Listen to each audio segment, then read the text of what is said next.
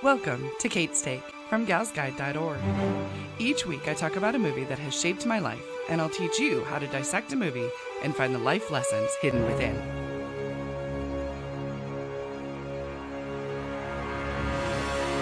This week, I am taking on Be Kind, Rewind, a fantastic film with a lot of heart and soul from director Michel Gondry.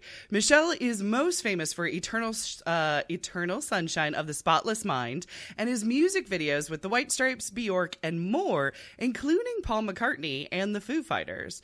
Michel has an innovative approach, sometimes blending elements like projectors to create a scene within a scene, Lego bricks for White Stripe music videos, and in Be Kind, the beautiful use of illustration and practical in-camera effects that are purposefully rough around the edges. Now, luckily, I am not alone this week. I have convinced the fantastic filmmaker and my friend Phoebe Frear to join me. Hello, Phoebe. Hi, Kate. Now, you have not seen this movie before.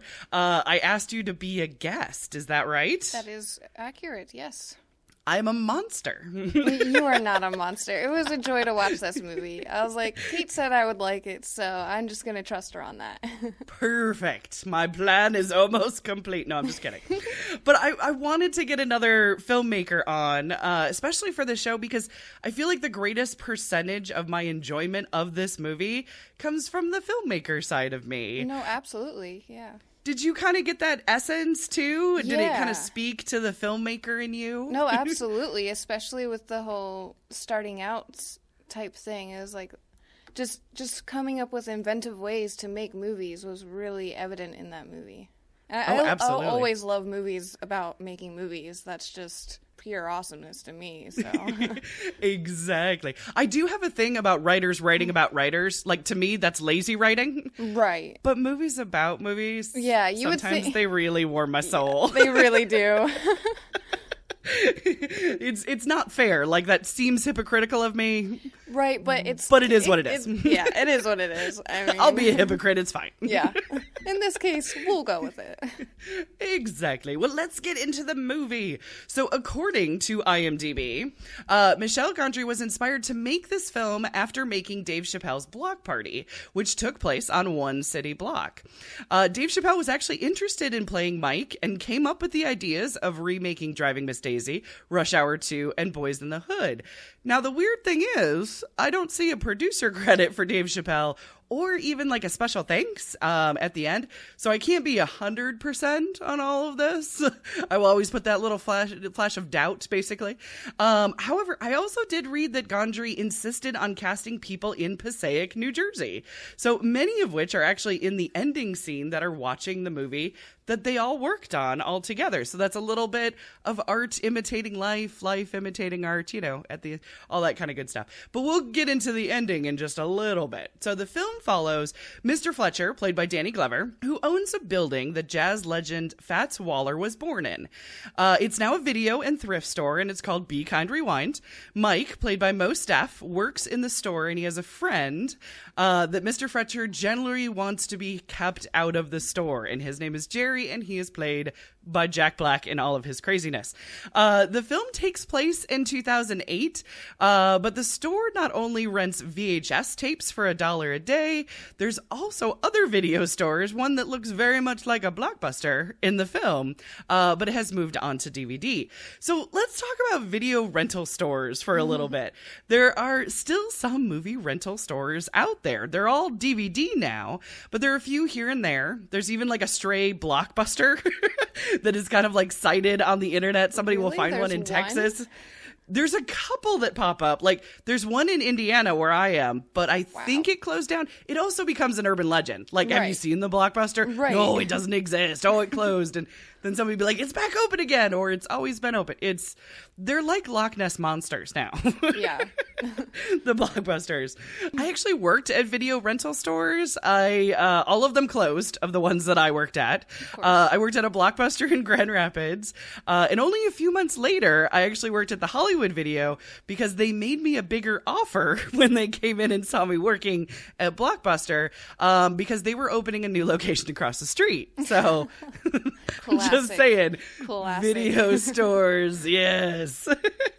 I then moved to Northern California where I worked at Eastman Video in Vacaville. That got bought out and became a Hollywood Video. And then I got promoted at another Hollywood Video in Sassoon, California.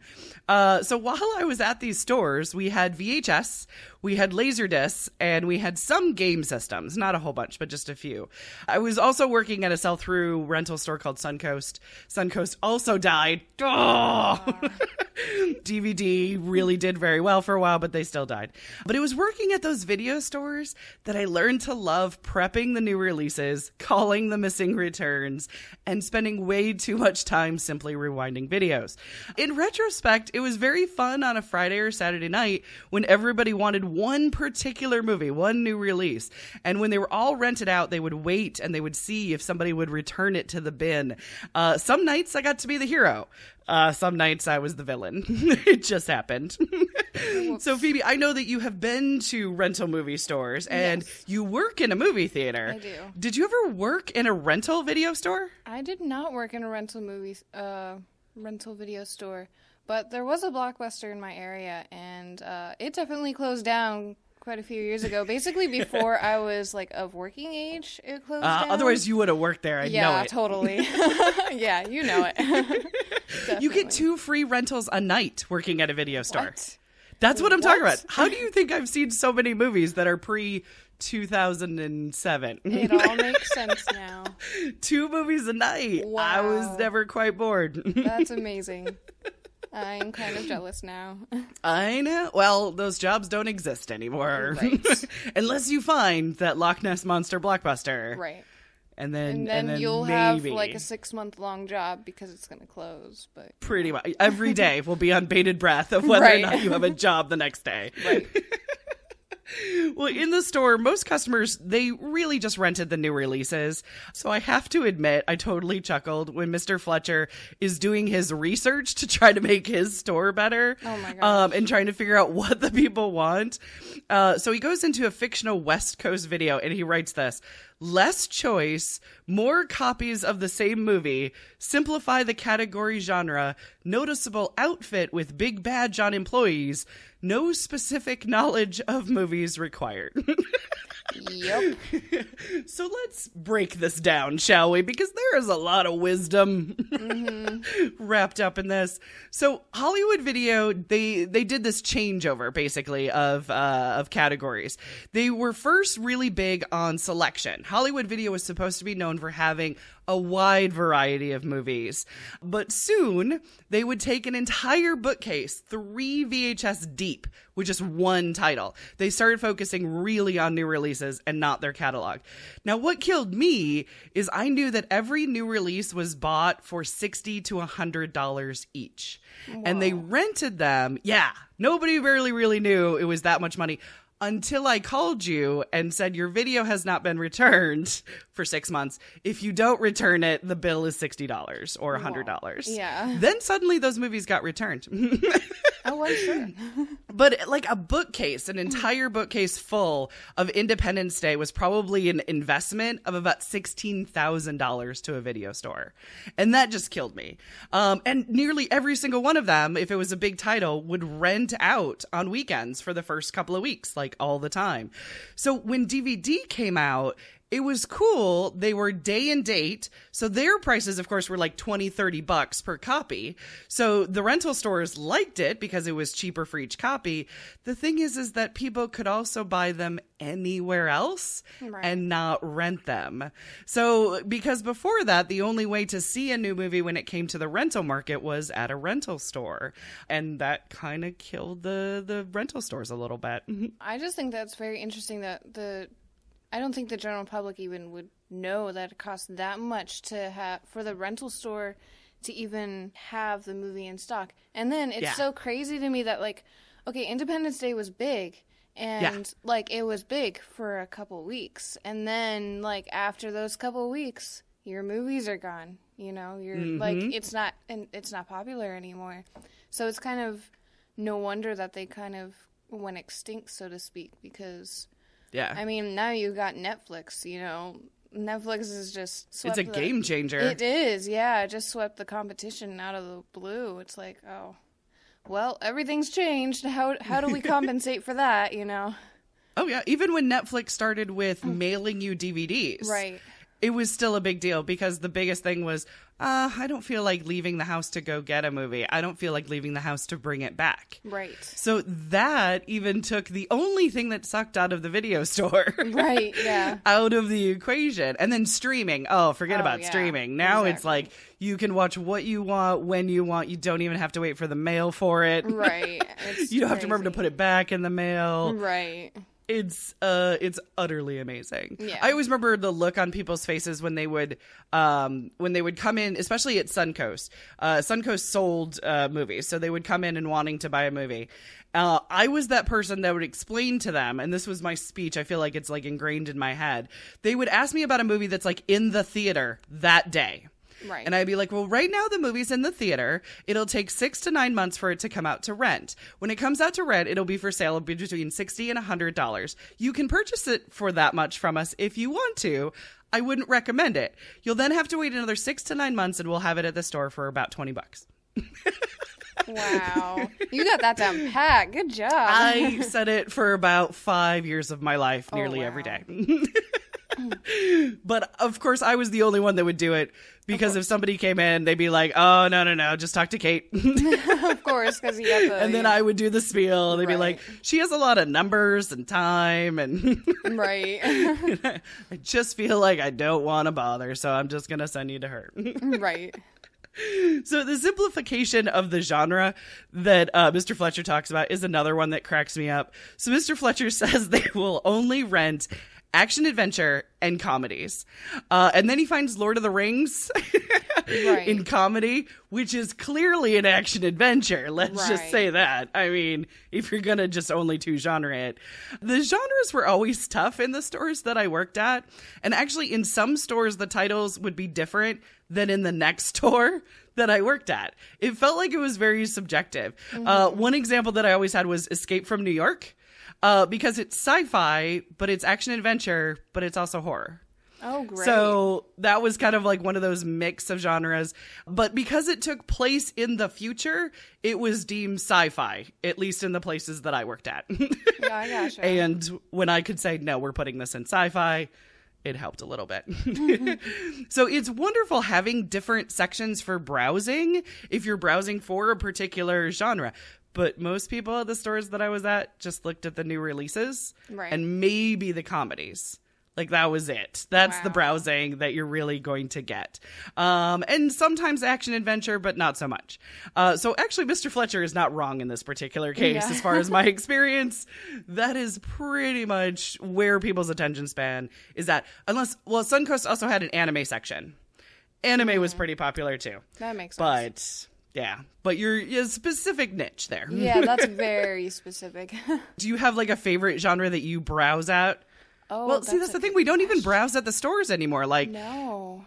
Any we browse section on Netflix your now. Netflix. Yeah, Right. It's impossible to browse on Netflix. I look on recently added and trending. I think those are the only two. Otherwise, I'm specifically looking for something. Yeah, exactly. Like, the genre, and like, there is genres in Netflix where you can browse through, and like, I feel like they're always the same 20 movies anyway, and it's almost they're trying to get you to watch these certain things, so I kind of just avoid it. I think an interesting thing about movies is they're almost purposefully multiple genres. You go to film school or you read a film book, and they're like, okay, pick one genre, now pick another genre that'll fit with it. You know, they almost want you to pick 2 or 3 so that you can create something new. Right, and reach a more broad audience than just science fiction people, you know. I'm really glad I didn't work in any store when Cowboys versus Aliens came out. Oh, God. Where do you put that? I don't know. I like one copy in every section, I think is probably the only way to get around it. It's probably best. But that's true. true. I mean, genres do defy characterization most of the time. It really is. It comes down to a business. Like, for, you know, a business model, where do I put this so my employees can find it? Really, that's it. Yeah, it really is. Customers not going to find anything on their own. Yeah, no. They want something, they're going to ask you for it anyway, so. Pretty much, yeah. Yep. This is why I know so many movies. Yeah, makes sense. People asking.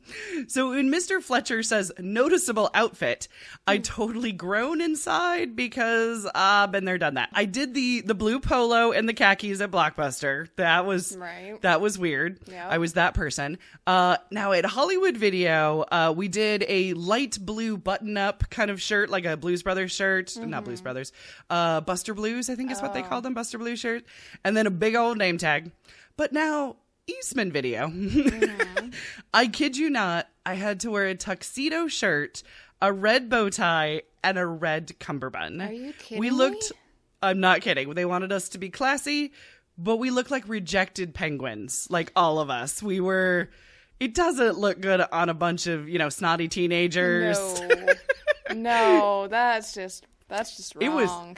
It was really wrong. But you know what? Somehow, in this terrible uniform, I met my husband. What?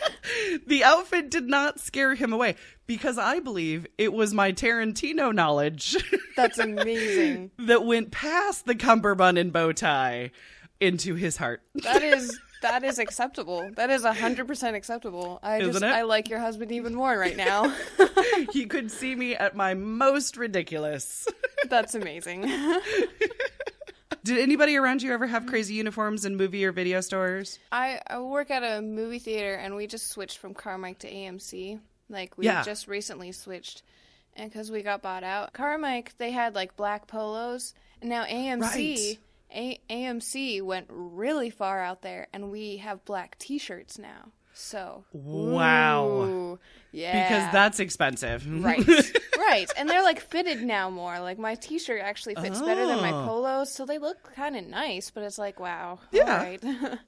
That is interesting. Yeah, at least I don't have to wear a color I don't like. But I'm like in black. Like all the time, so right. Well, here's my thing: if you're at a movie theater, the popcorn dust is real. I mean, like I had that everywhere. It is. Oh my goodness! So why would you guys wear black when there's that much popcorn dust and salt and everything around? Yeah. It's a valid question that I don't think they have an answer to. I think they're just like, yeah, this is best. Or, okay, you know what's best. Great. Probably in the back of their heads, they're like, you know what? I could put you in a tuxedo shirt with a red bow tie. So don't question me. Probably. I'm like, I'm not complaining. I don't have to wear like a ridiculous color I don't like. So we're okay. Exactly. The pay is still the same. It's fine. It's fine. At least it's not yellow. I can deal with black. It's all right. Yes, exactly. It's a much easier. Well, also it's better than white. Totally. Because, I mean, for crying out loud, the amount of spillage in a movie theater is crazy. I wear white. And, like, dirt attracts to me. So it would turn gray in, like, 2 days. And I'd be like, you know what? I'm not even going to try because it's not going to work. So, you know, black is best. When I worked at a movie theater, we had to wear a long-sleeve white shirt. Oh, gosh. And it was the popcorn butter that would always be on my wrists. Yep. And it's like, you know, I would get marked down for it all the time, too, because I was like, you know, 16 in the concessions. But, yeah, and it's like, well, dude, it's a white shirt. Right. Like, come on. And I'm trying to be as quick as I can getting people their popcorn. Exactly, because they're always in a rush because, you know, movies. Of course, they start on a particular time, so you got to get them in. Exactly. Oh, so the last part of Mr. Fletcher's research now just really cracks me up. This is where you and I just totally, we feel this. Mm-hmm. No knowledge of movies required. Oh my gosh. I died. I was like, are you kidding me? And then I was like... Isn't it true, though? It is. And then I actually thought back to something that my grandfather said. Like, he was talking about, like, a hardware store, right? Yes. And he was talking about how it went from, like, a mom-and-pop store to, like, Lowe's or something like that. And he was like, well, at the mom-and-pop store, he could go in, explain the part, they understand what it is they're talking about, and they go find it. At Lowe's, my pap is very knowledgeable, so he would know a lot about it anyway. But my pap would know more about the part than the guy at Lowe's. And you'd literally have to just find it on your own because they're just, I don't know, zombies working in a store. It's not like a profession or something, you know? So It just made me think of that. It's like, oh, that's how all stores are kind of leaning towards, oh, we don't need to train them. They'll figure it out. And, you know, everybody can just stay dumb. It's okay. Like, okay, thanks. My you favorite have thing Google about now. Right. My favorite thing about Lowe's or Home Depot, if we're looking for something, generally the reaction is, well, let's go see if we can find that, can we? It's it's an adventure, but they have no idea. They're willing to help, but they don't know. They don't know anything. It's like, let me look it up on my computer. Oh, it's not in our inventory. Yeah, because it's okay. Thanks. That's great. Yeah. I mean, it was the people that I worked with, too. There was very few movie freaks. Right. Basically. When I got to be a store manager, because I worked my way up because I'm an overachiever like that. Totally. I tried to hire as many movie freaks as I could, but I can say the pickings were slim. I mean, most of them, they're teenagers. They just want a job and they don't care what industry it is. Exactly. Like some of them wanted to just work in the mall because any store in the mall is going to be cool. Right. And then some just didn't want to work in fast food. Right. So they didn't care. Like me, I was like, I will only apply to movie themed places. Right. That's what I was doing. Yep, exactly.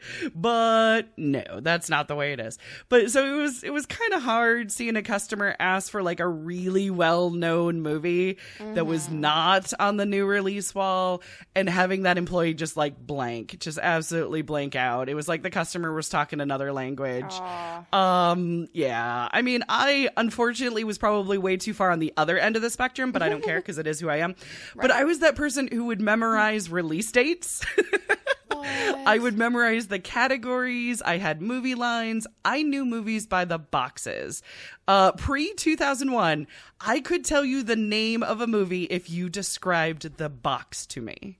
That's I amazing. was that person. I wish I was that person. I need to become that person. Well, it's a certain set of skills that really has no function now that video stores have closed. I gotcha. It really doesn't help me too much. If there was a trivia, describe the movie box. Right. Maybe it would work. But yeah, most video stores really, you don't have movie buffs behind the counter.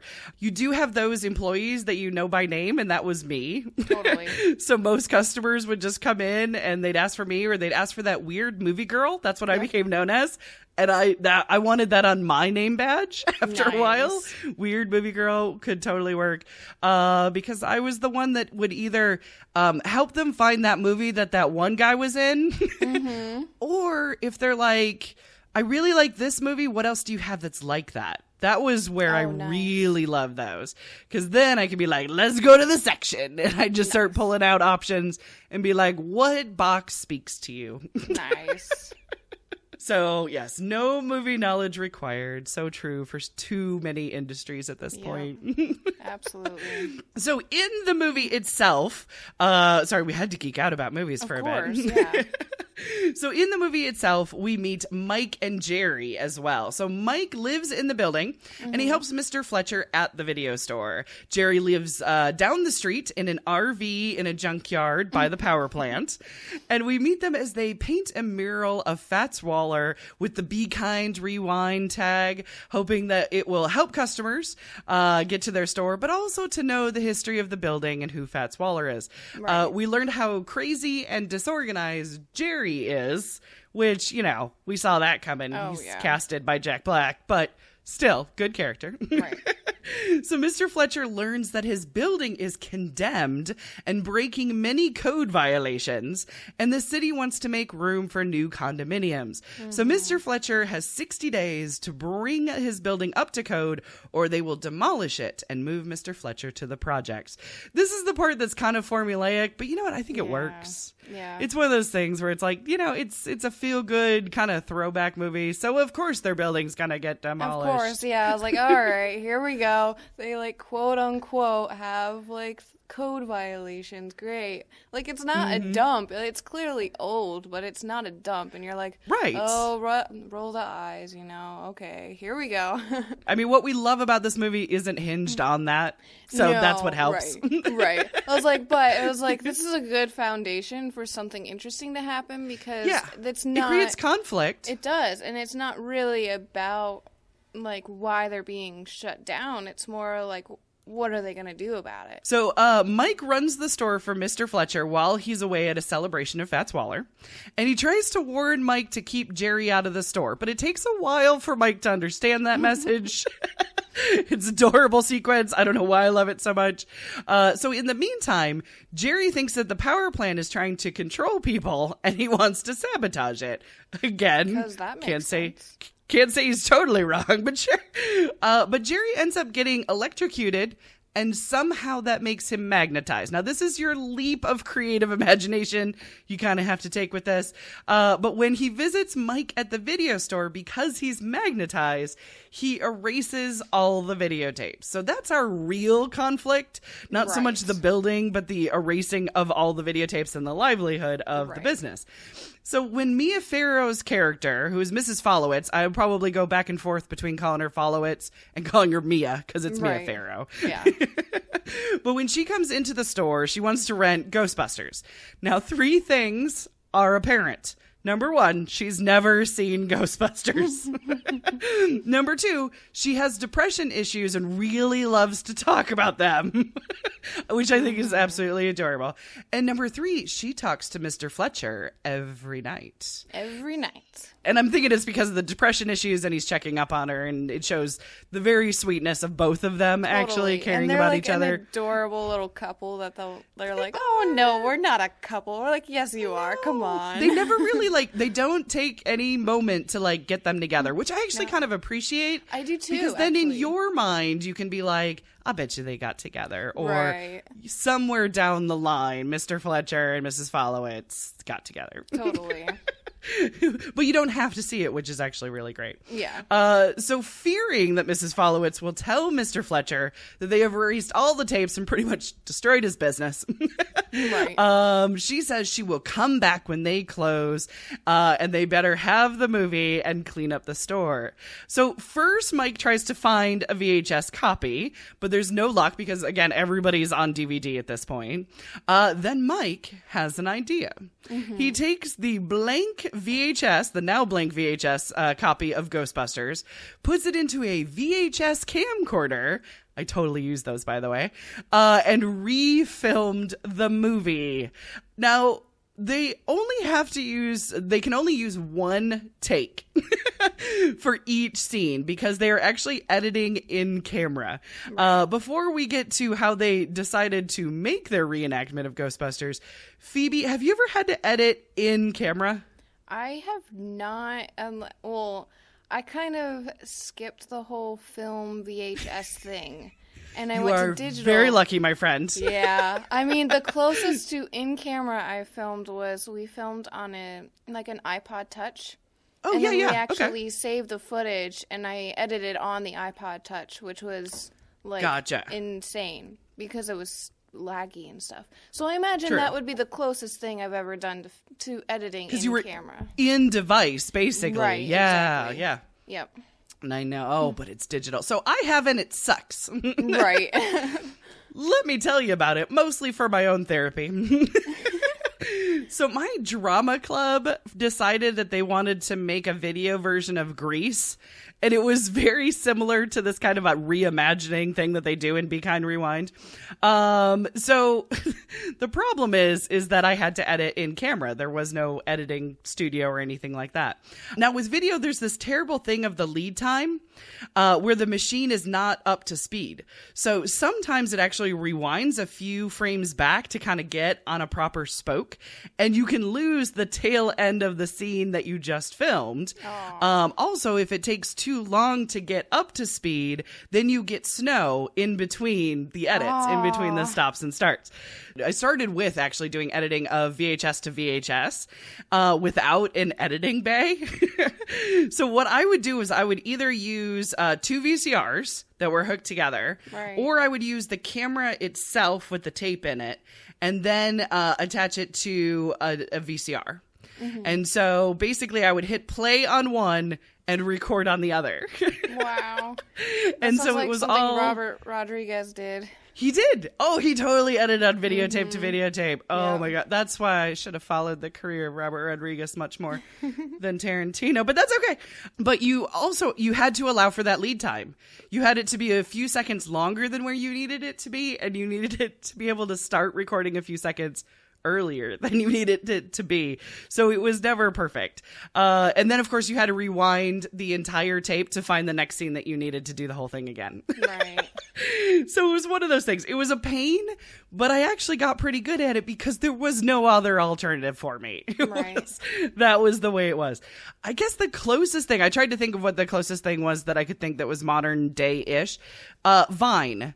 Vine is probably the closest thing. I mean, it's 6 seconds, though. I mean, so it is and it isn't. But where people would record a few seconds and then go to another location and then another few seconds, and that would put it all together. And if you messed it up, you had to go all the way back to the beginning again. Right, yeah. We're all the way back to the beginning again. We're talking about 6 seconds. Right, exactly. Like, yeah, slightly different. That's the closest, but that's digital. That's much more friendly. Right, it is. But if you miss that take, you miss that take. I'm not that nostalgic. I'm super glad it's gone. So Mike and Jerry go to the library, and this is where I fall in love with this movie. Oh, yeah. Oh, my goodness. Oh, yeah. So they're recreating Ghostbusters, and they have floating books on wires, which you can totally see and are meant to. Oh, my gosh, yeah. They use the Christmas garland as the photon lasers. Funny. Isn't that adorable? It was. Oh, like, that's so genius, though. Why didn't I think of that? I know, because you knew that it looked hokey. I know that it looks hokey, so it's like, no, we've got to look professional. But it looks so fun. It's so fun, yeah. I also love that they toss the Dewey Decimal cards, like they toss them off camera, because that's actually what you would do. It is. Like, some of the stuff that they did was like, no, that's how you do camera tricks. Those are real life camera tricks. Like, good job, guys. Like, I know. My favorite one is the Slimer, with Slimer. So it's Mike in the green trash bag with the flashlight, and he runs up to a wall. And then it's a very slow cut, unintentionally. Right. A cut of another wall, then cut to Slimer again, running towards camera. Yeah. And because they broke it down and made that shot really slow, it showed you that's actually what we do. It is. You can see, obviously it's not as smooth as what we would like it to be. But no, it showed step by step. No, that's how we edit it together. Like, that's what you do to do that. Oh my gosh. Those are the elements that you need. That's it. Right. You got it. Yeah. I was like, how did you do this? Like, good job. I was so proud of them. I was like, yeah, right. Oh, okay. Like, I know you're fictional, but seriously, no, good job, man. Like, you go. I mean, I call it movie magic. I mean, because it really is. Because, I mean, those scenes are not only a dissection of the movie, but they're showing you the magician's tricks. Right, they are. That's what I love about it. Me too. I was like, okay, this is an okay movie. This is all right. And then I got to that point, and I'm like, yes, I see why Kate showed me this. Oh my gosh. I saw the trailer. And I'm like, I don't know if it'll be any good. It has elements that look cute. And what it was is I needed just a night out from the kids, a night out from the husband. I just needed to be by myself. And I went to a movie. And that's usually what I did for a night out. And I'm like, okay, I guess I'll go see Be Kind Rewind. It just feels like it's serendipitous. I don't really know if I'm going to like this movie. Right. And it was just like you. I was sitting there going, okay, formulaic. All right. Jack Black's crazy. And then they did that. And I went, oh, damn. Right. Yeah. You got me. Yeah. You got me on this movie. I'm not huge on Jack Black. Like, he's okay, but I don't think he's like the funniest guy ever. I'm like, exactly. He's all right. But like I like a more tenacious D. Yeah.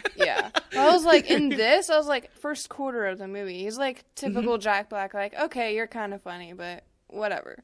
But then you get like to the movie making part, and I'm like, oh, I get it. Oh, it makes Life sense makes now. sense again. Yeah. Yes, absolutely. Well, I mean, back to movie tricks too. I remember having to explain to a producer that you don't need your exterior location to be the same as your interior location. Right. Yep. And that's something like we were actually on the set where we used that a lot on Right. Wigged Out. Our interiors were almost never the same as our exteriors. Right. Yep. And it's one of those things where it's really cool. I mean, the trick of that is that you're filming an actor outside one day in a very pretty outside place. Mm-hmm. Right. You have them open the door and take a step, maybe two, Yeah. into a door, and then you switch to the other location. You film it on another day. You make sure that everything matches their hair, Right. makeup, costume, what they were holding. And you have them come in a couple of steps from the other Right. door, and they're in a completely different location. Yeah. It's a movie tricks. Do you have any is. other favorite movie tricks Ooh. that were either in Be Kind Rewind or just like in general ones that you use? I mean, something simple like, interior, exterior locations. I don't have a super specific example, but like I like things that you can make appear off camera. Like, Oh, yes. or make the audience assume is actually there, but it's not there. Like with sound, like you hear the sound of a monster, but you don't actually see it. Yeah. Stuff like Oh, that, absolutely. So See? I like making the audience imagine stuff more than like showing them. I remember I was on somebody was making a Doritos Crash the Super Bowl commercial. Gotcha. You know how they have those contests where it's Yep. like make a commercial about Doritos. So a friend of mine asked me if I would help, and we were filming in a movie theater, and so we had the movie theater and we had the lights off. But of course, we weren't putting anything on the projector because that would actually cost money. Right, exactly. That's contracted to the theater. Right. So we had lights up and they were filming, and I'm like, hold on, guys, why isn't anybody flickering them? And they're like, what? I'm like, when you watch a movie, the light isn't constant. It flickers on you. So basically, I had true. people and myself just kind of like put our hands in front of them and just Nice. kind of like, the light's there, the light's not there. It's completely random. Right. But they're like, oh my gosh, how does that work? And I'm like, guys, you have to think about the environment. Right. And you're cheating it. You can manipulate it in pretty much any way you can. Right. But yeah, I love movie tricks. I Oh, think yeah. that's my favorite of study. I mean, it started with Charlie Chaplin and eating his own shoe. I Right. had to know how he did that. I had to Right. know it was made of licorice.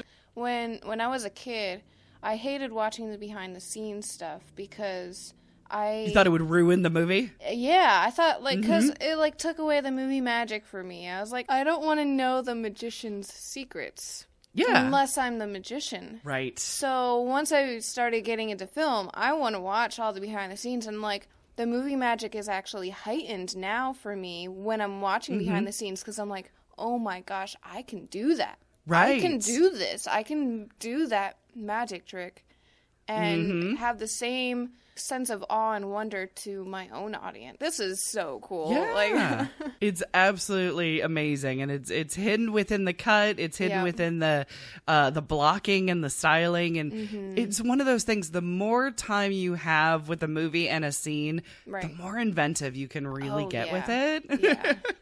So I absolutely adore it. So, but not only does it show the editing secrets Mm-hmm. in the movie Be Kind Rewind, it also shows the ingenuity. We were talking about like the proton does. packs with the garland.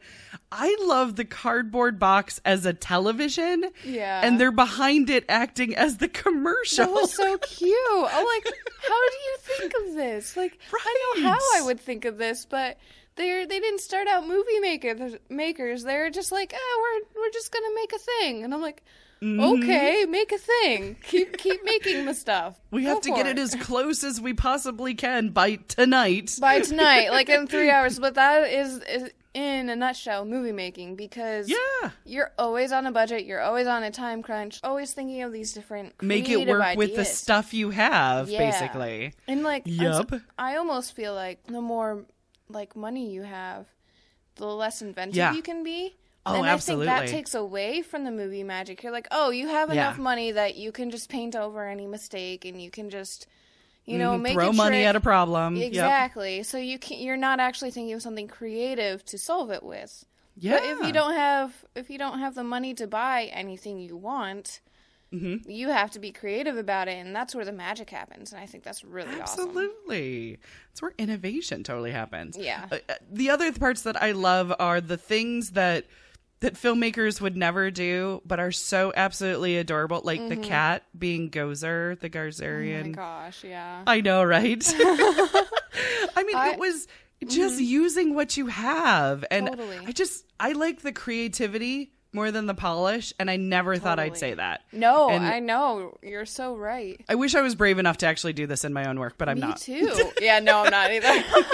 You know what I liked? I liked the fan in front, yes, when they were filming the end. So this makes it look old. This makes it look old to make it look like it's on film. Yeah, that was so clever because they actually opened the movie with some of what they filmed. Yes, yeah, so they started it kind of in between. Yeah, so I'm like watching it at first before I knew what it was, going, this kind of looks like an old film, but it kind of doesn't. And what's wrong with this picture? Like what's going on here, And then they show you and you're like, that's really clever. You almost had me fooled there. Like, that was really cool. I figured it was a post-production trick, and I'm like, oh, wait a minute. If you can in-camera a trick, that is quite amazing. That was so cool. So you see this fan and this camera just walking around. You're like, that's really ghetto looking, but okay. Hey, it's working. It's worked. Oh, man. So through their doing Ghostbusters, Jerry has a diva moment about car chases. Oh, my gosh, yeah. How the car chase should be at night and how the street should be wet. So it cracks me up. It cracks you up. Yeah. It's because so many movies have this, and you can just hear a seasoned producer saying something like this. But to which I would say Blues Brothers didn't have that. French Connection didn't have that. Both have great car chases, not at night and not with wet roads. But I digress. That's the movie geek in me.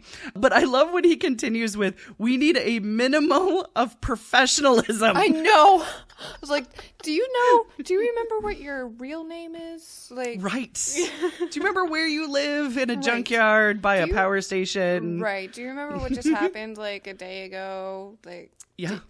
Any of this ring a bell? But have you not heard it on a film set? Because yes. I think I have seen it or heard it more times than I care to admit. I actually remembered 2 examples, and I will not name names, but one of the minimal effort of professionalism, the sound guy trying to tell the cinematographer how to light a green screen. Oh, geez. That one, we need a minimal amount of professionalism, right? Nope, that's a bad idea. There was another one where I was the AD, and the scene involved actors with their hands duct taped together. And so they're like, here, they just handmade the duct tape, and they're like, can you duct tape them together? And then there was a critique on how I duct taped their hands together, needing a minimalism of professionalism. I'm like, I'm sorry, I don't kidnap people. I don't know how you tie somebody's hands with duct tape. Wow. That's something right there. So usually when I hear something of that manner, it's ridiculous, and it's coming from the wrong person at the wrong time about the wrong thing. Yep. Oh, man. Like car chases needing to be. I like how they fix it though. They do the negative filter. Oh my gosh, that was so cool. Oh, like I don't even. Wow, alrighty then. And they're like, face plant, or, the face plant on the scanner so you can, because your face looks really weird in it was called Twilight on my camera. It was Twilight, but they used negative. Yeah, it looks too weird, like creepishly weird. So, right. They did the photocopy and then taped that to their face. That's just ridiculous. It's so funny. But it looked like it was at night. Jerry got what he needed. Did, yeah. So they get back to the store and they give Miss Followitz the VHS of Ghostbusters. And another customer comes in and wants Rush Hour 2. When he threatens to go to West Coast Video, Mike says he'll have it for him tomorrow. And they make their version of Rush Hour 2. Now, because Jerry doesn't want to kiss Wilson. Oh my gosh. Another beautiful diva moment. They go to a dry cleaners and they meet Alma, and Alma joins the team, and we'll come back to Alma in a second. But two really amazing things happen. Number one, the team starts to take pride in their work. Right. And I love that. Jerry says, we worked really hard on it, and our version is better than the original. And then Mike argues that their version is only 20 minutes. To which Alma adds in 20 minutes is all the brain can actually concentrate. And also, Miss Followitz's nephews come back, having seen their version of Ghostbusters. They love it, and they want more. So let's break this down. So first, appreciating your own hard work. So this is actually hard as a filmmaker, and at least it is really for me. I mean, shorts or features, it doesn't matter. It's the time that you put into it. It's that leaps and bounds that are much longer than the actual runtime. Right. So even when I try to make a short film as quick as I possibly can with a quick turnover, it's still a lot of energy. It's a lot of time commitment. Here's the best way that I can explain it. One script formatted page averages about 1 minute of screen time. Yep. And one script page, an average, takes 1 hour to film. Yep, that's how I describe it too. Yep. Yeah, it's one of those things where if that scene is not complicated and it's just normal coverage and close-ups and all that kind of good stuff. Right. So if you're talking a 10-page script, you're talking 10 hours to film. Right. And then with lunch breaks and moves and locations and normal delays, I mean, you're looking at 15 to 20 hours put in just for a 10-page script. Right. So, and then you have to edit, color it, put music to it, put titles on it. Right. One film, regardless of its length, has so many hours behind it. Right. And most times you love it when you're creating it, right? Right. And then you love it when you're done making it. Right. But there's moments in between that it's hard to love it, right? Yep. Absolutely. But you do it because you know that you appreciate the effort of everybody else. At least that is for me. Right. I absolutely love I appreciate more the work of others behind the camera than I do of my own work. It's one of those things. But I also appreciate the film itself. Yeah. Absolutely. Much more than I appreciate any of my work in it.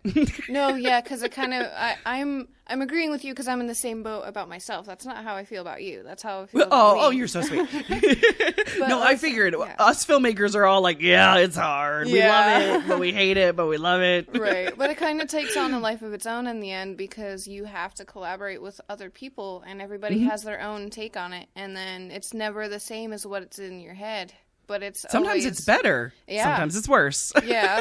You don't know until you get there. You don't know until you get there. But it's really cool how it takes on a life of its own. And you're like, oh, this is its own thing now. This is not me. This can be its own thing now. So digging in further into the sequence, short films are amazing. Number one, they are easier to make than a feature film. Just less things can go wrong, basically. Yeah. And number two, people do have a lower attention span. I wouldn't say the brain can only handle 20 minutes. I'm not going to totally go there. However, shorts are very hard to get right, actually. You need enough story to make it interesting, but you also need not too much. Right. And you need not enough to have it make sense, and you just have to keep it as short as possible, but you need enough there to keep people wanting more. Right. What has been your experience with short films? I actually started out with short films. That's where I started too. Absolutely. I kind of have my own love for short films more than feature films at the moment. I mean, a good short film I will love more than a feature film because I know how hard it is. Yeah, and you're right. You have to have a very, very interesting, almost complex story so that people will stay invested and interested. But you have to make it simple enough so that it can come to a solid conclusion by the end of 5 or 10. Quickly without it seem too quick. Yeah. Exactly. And you want the audience to almost feel like they achieve something by watching it. So there's all these different elements that you have to think about. And then it's so short, people are going to like analyze it. And I imagine audiences being almost a little more artsy. And they're like, oh, why did they do this? And almost question what you're doing more because it's so short. Yep. Because they're not going on a journey with you and just kind of stepping back and enjoying the movement of the story. Right. Instead, they're on the edge of their seat and they're very much plugged in. Right. So you got to nail it. And if you have something terrible, bad acting, bad sound, bad picture, bad editing, it's so noticeable in a short. Yeah, exactly. It has to be flawless within those few minutes. Oh my goodness. So let's get back to Alma. I do love Alma. Oh, she's amazing. Oh my gosh. I think, isn't Alma the brains of the operation? She is. I mean, it's a low bar with Mike and Jerry. I mean these guys are not wizards. Right. I mean, they have their moments, but they're not the brightest pennies in the bunch for the most part. I mean, this is very true. That's why I'm so happy that Alma comes in. Yeah. She's the one that comes up with the application. Mm-hmm. She's filming the scene. She's acting in the scene. She's directing the scenes. Right. I loved it too. She wanted to charge a lady an extra $20 because her application said she had a lot of C's and it was a $20 extra pay for averageness. Oh my gosh. And then she got it. What I loved more was the fact that, like, by the end, the lady agreed to it. She's like, all right, here's your $20. I'm like, yep. Do these guys understand what just happened to them? She is the best thing that ever happened to them. Do they even get that? Exactly.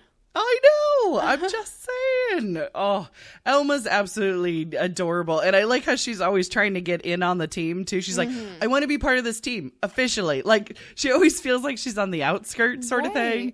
And I'm like, I feel you, Elma. Oh, yeah. I felt with that, too, because it was like, no, that's how we all feel, kind of. It's almost one of those things where I watched her do that, and I'm like, every time I'm on set or I'm directing something, like, I don't want somebody to feel that way. And I'm always, like, super self-conscious. I'm like, all right, if you feel that way, I'm going to do everything I can to make you not feel that way because every single person is important here. And the more welcomed you feel, the more you plug in. Exactly. And the more you help with ideas and motivation and everything that involves in the set. And exactly. And I also thought that she kind of embodied the whole attractiveness of film. This is what film does to people, even if it's not your career choice.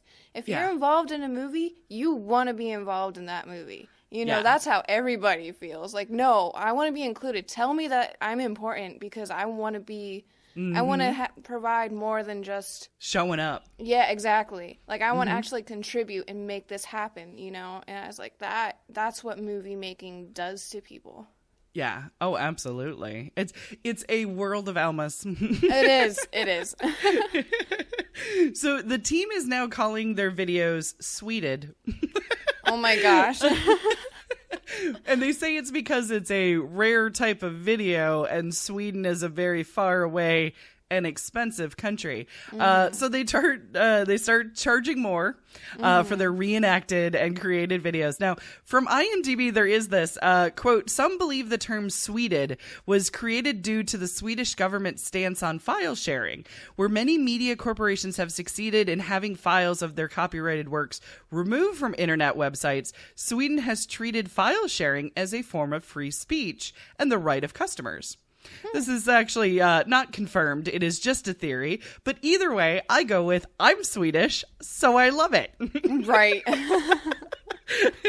So what did you think about them calling them Sweded videos? I thought it was really entertaining. I was like, I'm wondering if you thought about this even more than, like, I would have thought you would, or you're just making crap up. But either way, I mean... You know, exactly. It works. I think it's more entertaining. Like, what is the first thing off the top of your head that you can come up with? Oh, we need a name, so how about this? That's the first thing you came up with? Like, you went there? That's where you went with that. All right. But it sounds foreign. It sounds fancy. Right. It sounds like you won't be able to understand this genre. Right. And they're so proud. It's like Sweden. And I'm like, no, that's actually just a made-up word. And pretty much. Know, it's pretty... silly and out there, but, it works. Somehow it's obscure enough to absolutely work. Oh, right. So the continuous shot montage. is just magical. It's simply magical. Oh, so Jerry is still being diva-ish, and he has Star written on his trailer, on his RV. Right. But they go from When We Were Kings, where Alma is smashing a melon off camera with a baseball bat for the punching sound effects. Then they use a car with the roof cut off to make it look like an airplane. Yep. It changes to 2001 with Mike running, but the camera spins within the wheel to make it look like he's a hamster in a wheel. Right. Then it has Carrie with ketchup instead of Kool-Aid. And then in Men in Black with the cars on a spool and the camera is upside down. I mean, it's wonderfully inventive, and it's all within a very complicated one tracking shot. Totally, yeah. I thought it was incredible. I was like, every time you turn around, they're doing another camera trick, or they're doing another thing that takes a lot of creativity to come up with. Their smarts come out in the creativeness of making movies. Of dissecting it, of like deconstructing it, really. Right. To be like, okay, so you're flying through space. Right. So well, how do we go have to a spool space with right. like $2? Exactly. Can I borrow some Matchbox cars and turn a camera upside down? Yeah. It's utterly, it's so inventive, and it just sparks my creativity. Totally. Like, I wish I could go there, but there's part of it that's just like, oh my gosh, you're just good. Just keep doing this. So things are going well for the team, and Mr. Fletcher comes back to the store. He sees a huge line. He loves their enthusiasm, but they still need $60,000 to fix the place, or it'll be torn down, and he doesn't think the videos can do that. So Mike is disheartened, and he feels like everything he's been doing is nothing. So, Phoebe and me as a filmmaker, I'm sure we both have this. We feel like what we're doing is nothing. But I guess it's not a therapy session today. Dang it. I guess know. Maybe next week. We don't have 6 hours to get into, we feel like what we've been doing is nothing. Oh, all right. We'll save that for next week. Right. So Jerry is insistent that they are doing a better business than what Mr. Fletcher has set up.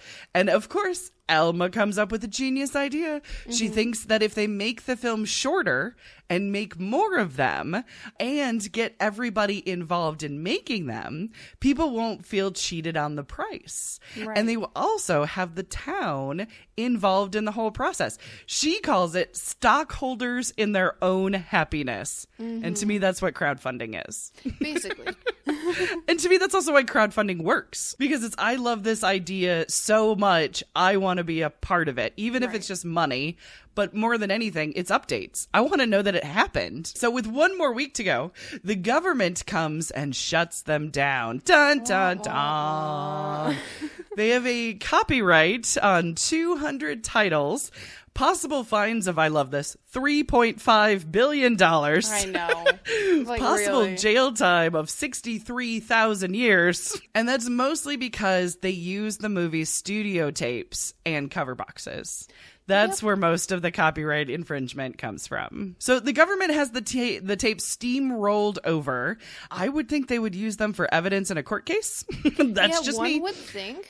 Right? But this through line is also kind of left like a big loose big loose end, because you need to erase from your mind, just like the tapes were. Oh, see what I did there? That they are still being tried by the government and can still serve jail time and copyright infringement. Right. It's not just the fact that their tapes are all completely, gone. They could go to jail or something. And there's nothing you can't never address that. Make a movie out of your way out of. You can't make your way out of that by making movies. That's how you got into this mess. So have fun figuring that out. But they never touch on it. So so after what seems, or has to be at least in the timeline, one day, right after the steamroll over and everybody's sad, Jerry with a crowd of people are chanting, "We want movies," and they urge Mike to write his own. So he wants to tell a story of his hero and Mr. Fletcher's hero, Fats Waller, and the town of Passaic. Now, there is a chance that Fats Waller never came to the town, but Mrs. Followit says, our past belongs to us. We can change it if we want. I kind of like that. I mean, the history buff in me hates it. But the filmmaker in me loves it because it's very rebellious. Oh, yeah. That was so sweet. I'm like, that is the best advice they've heard this entire movie. Exactly. It was so sweet, and I feel like it shows why we make stories in the first place. Right. We want to tell our version of it. Exactly. Yeah. They all knew that they were telling a lie, but they owned it. They're like, you know what? No, we're telling this story because we believe in the story, not necessarily the fact that it's true. It bonded the town together. It gave the town pride. Yep. So it's kind of like, don't take their pride away. You know, print the legend. Right. There's a lot of historical urban legends that we believe that never happened. Right. Some of us make us feel better. Yeah. May as well add one to the mix. Exactly. It's not hurting anybody. Right. So they only have a week, of course, to make this movie, but they get the town to help, and they record interviews and they reenact scenes, and they are crazy inventive, like the fan in front of the camera, like we were talking about earlier. The cardboard cutouts of the old cars. So sweet. I loved that, because that is like a big stickler. Like, I have a couple of scripts that are period films, and I'm like, I can't get the automobiles. I can't get the cars. Right. And it's like... It was like, okay, so when I'm at work, when I'm working at the movie theater, we make displays or something. Yeah, and cardboard cutouts. Cardboard cutouts, right? And they give us stuff made out of cardboard. But, like, I like painting cardboard because we have a boatload of it, you know? So I'm like, all right, we're slow today. I'm going to go make stuff out of cardboard. So that was like... Oh, that was your jam then. Oh, yeah. Yep. I was like, oh, what's it going to do? Cardboard! You can do so much with cardboard. You have no idea until you actually try. And you're like, I need to make something. Let's make it out of cardboard. And you never guess it actually work. They also use old movie tricks that are actually still movie tricks. The potato flakes as snow. Right. That's still a trick. I think it was Citizen Kane that I think, I could be totally wrong on that one, I learned that the snow was potato flakes. I feel like I heard that too. Yeah. There was styrofoam at one point, but styrofoam would make people's eyes itchy. Yeah. So they ended up using potato. Yeah. Yeah. So then it is movie night, and the admission is pay as much as you can. And they only have a very small television to show it on. Mike is actually still filming the final scene as the people are taking their seats. Classic. I thought that was classic. I was like, that's a filmmaker right not giving up, right? Yep. One more shot. You're the last one behind. Like, no, I gotta get it perfect. I gotta get that last thing. It's one of those things where I'm like, he's not edited, put it to music or anything, but it still sings true to that final, I'm not ready to let it go yet. Yeah, totally. So, and the demolition guys, for some reason at night, are also outside. Yeah, that was kind of weird. They kind of have to be because the movie has to be shown at night, but at the same time, it's fine. Maybe it's a really busy town during the day, so they have to demolish it at night because it's just so busy. Yeah. Doesn't seem like it. It just works for the story. Yeah. We'll give that one to him. You know, it's all right. It's all towards the end. You're forgiving a lot more towards the end. Totally. So when Jerry tries to make the TV higher so that everybody can see it, it falls. Of course. Well, the guy who runs the West Coast Video helps him out with a projector. See, the big bad chain store isn't all bad. So they use a sheet and they put it against the window, and I love that because that's old school projector. You grab a sheet, you put it against a white wall. Yep. Whoever's got the projector is generally somebody you know from somebody else. Right, exactly. But they put it against the window, and when they do that, it reflects outside as well, and we'll get to that in a second. That was really clever. I know. I think, and I liked how it was an accident and it wasn't like they didn't think about it at first. It kind of like another situation had to happen for that to happen. Totally. I thought that was a lovely. And then the scene where they're watching the movie. This is the second part that gets me almost as much as the montage. Like the montage gets the filmmaker geekness in me. Oh, totally. And then watching them watch the movie that they made, that's what gives me chills, and reminds me of why I make movies. Absolutely. I just love that feeling, that look of people with the light on their face, and the audience is watching it and even shouting like, oh, this is my part coming up. Like, I love that when somebody shouts that. Totally, me too. In the theater. Yeah. And then even, I love it when there's cheers for either their part or like their kid's part. Totally. Like, I think that's the best. People are like, oh, you should be quiet and demure and, no, woo! We made this. We get to celebrate this. Yeah, yeah. Totally. Shout for yourself. Get your 15 minutes. Right. And it just reminds me that movies are a shared experience, and that's the way it should be. And whether or not we make them or not, or are a part of them or not, they're still a shared experience because they become part of our lives. They become part of us. And if we seek them out, we become part of them. We kind of touch that magic a little bit. But I love how the film is projected against the window and the whole town sees it. But they see the reverse image and the crowds gather. And to me, that's movies spilling out from the theater and into the streets. And I feel like that's what movies do. And that's what they're supposed to do. What did you think about that last sequence there? No, I thought it was very moving.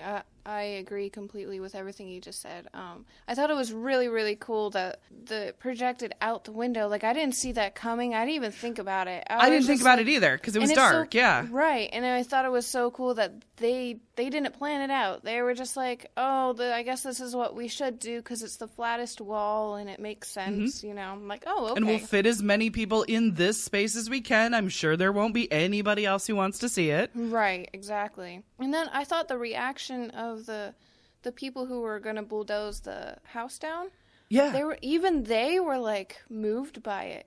Even though they were like, wow, this is actually really cool.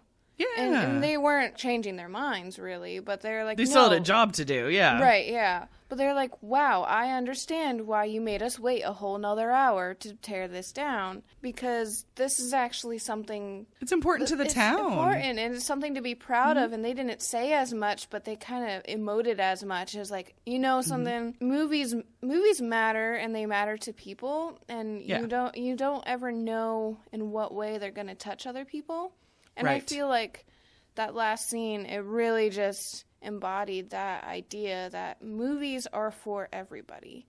And exactly. They need movies to happen. In order for movies to happen, they need everybody. So yes. I love that the more, part. the better. Yeah. I love that aspect of movie making where you have to do it with other people. You have to physically create your own community in order to create it. Yeah, in order absolutely. to make the movie. And I love that part of it, and it never ceases to thrill me because you're breaching gaps, you know, all those barriers that are up in like the world, you know, religion, race, whatever. Like, no, they don't matter. They literally doesn't do matter not matter in movies. Nope, yeah, exactly. Actually, the more diversity, the better, because you're going to tell a richer story. You're going to see things from different perspectives. And it's beautiful. It brings the town together, actually. Yeah. It has that possibility. It doesn't always, but it should. It should bring a town together. And that's what excites me about movies. That's something I want to do. I want to bring towns together. I mean, I sound like a silly little girl with big dreams, but like, no, seriously, no, you that's don't. what I want to do. That's what all filmmakers start off sounding like. And if we're lucky, we keep sounding like it. Exactly. Because that's the thing. It's only when we become jaded, like me. Do you have any final thoughts about Be Kind Rewind that I convinced you to watch and now you love? I'm so happy you convinced me to watch this. Yay! I was feeling kind of run down, you know. It's been a long few months, you know. Yeah. I was like, but this movie, like, I love movies that bring out the excitement back into making movies, because lights a spark, doesn't it? It kind of rekindles a flame, I guess, is probably a better metaphor. Absolutely. And to me, making movies is basically my life. Family, you know, family, friends, God, my life, or in filmmaking. That's my life, you know. Okay, I want to be excited about my life again. And it's like, no, the way you do that, or at least the way I do that, is remembering why I love what I do. Remembering why I love making movies. And that's exactly what this film did. It was like, okay, I can do this. All right, this is like, I'm not alone in this. This is actually like, I'm not in some trance, in some like silly little wishful thinking sort of thing. Right. This is actually people do real. this, right? And it's worth it. Yes, exactly. Exactly. So. I love it. Be Kind Rewind. It's probably one of those little movies that not many people have seen, but I highly recommend it, especially to filmmakers. Because Michel Gondry summed it up best in an interview when he said what Be Kind Rewind is about. He said, how to make a movie for yourself. It doesn't have to be good. This isn't a competition. It's for making a movie and watching it. You need to reflect who you are. And if it works for you, make a new movie every month and have a party. So I absolutely love that. That's adorable. I love it. Isn't it? And to him, that's the essence of what this movie is. And I'm like, yep, nope, that's what it was for me too. That's it. Yep, exactly. I feel like I want that whole quote now on a poster so I can remember that. That is so cool. I will send it to you and you make that poster happen and make sure it's on cardboard and it's Sweded. Yes. Done. So that is it for this week. Big thanks to my guest filmmaker, Phoebe Frear. Tell the good people where the best place to find you online is. I have a Facebook like page that's just Phoebe Frear. And I run a film production company called Elephant Trunk Films, and where I have a elephantTrunkFilms.com, and we have Facebook and Twitter and all that jazz. Follow Elephant Trunk Films. You will not regret it. And follow Phoebe as well. She's good people. Cool. She's making good art. I'm just saying. So if you've enjoyed the show, give us a thumbs up on YouTube and a subscribe on whichever platform you're listening to. It helps us get us better in the iTunes search ratings. So Kate's Take is now available on Google Play and Stitcher. All the sources that are mentioned and quotes that are mentioned in the show will be available at galsguide.org. So next week is both Phoebe and I's birthday. Yeah, that's right. We're sisters from another mister. Oh, yeah.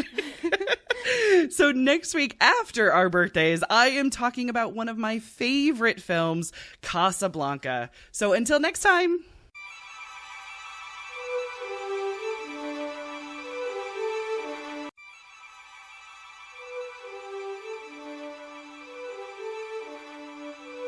Kate's Take is brought to you by Gal's Guide to the Galaxy. For more information, including links to our Facebook, Twitter, and YouTube, visit galsguide.org.